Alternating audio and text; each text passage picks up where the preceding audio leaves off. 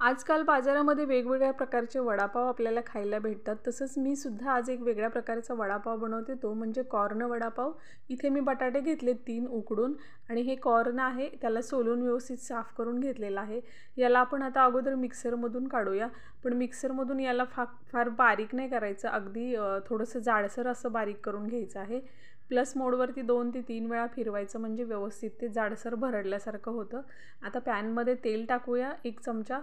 अर्धा चमचा त्याच्यामध्ये मोहरी आणि अर्धा चमचा जिरे घालूया.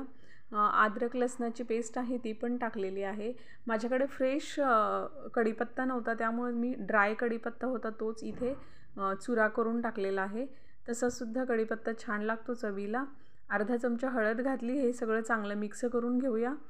आता हे चांगलं मिक्स झालं की आपण लगेच याच्यामध्ये बटाटे फोडून घालूया. वडापाव म्हटलं की लगेच तोंडाला पाणी सुटतं, कारण आपण एनी टाईम कधीही वडापाव खाऊ शकतो. घरामध्ये पार्टी वगैरे असेल, बड्डे वगैरे असेल, आपण वेगवेगळ्या प्रकारचे वडापाव बनवतो. हे चांगलं मिक्स झालं की याच्यामध्ये आपण चवीप्रमाणे मीठ घालूया.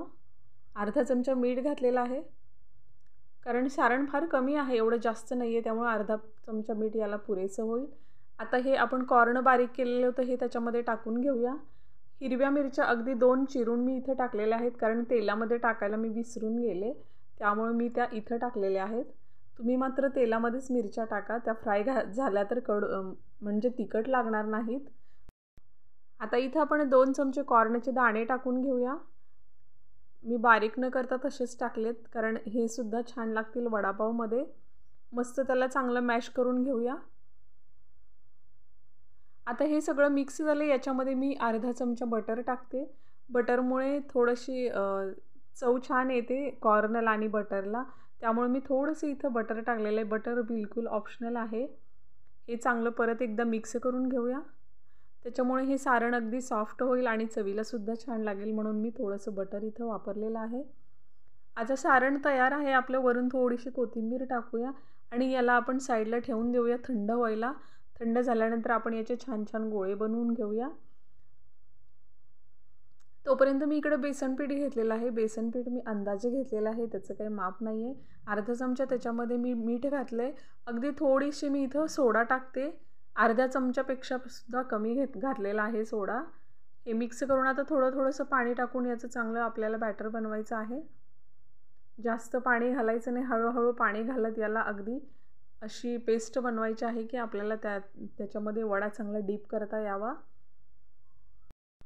आता इकडे साईडला आपण याचे छोटे छोटे बॉल बनवून घेऊया, जसे आपल्याला हवे आहेत तसे.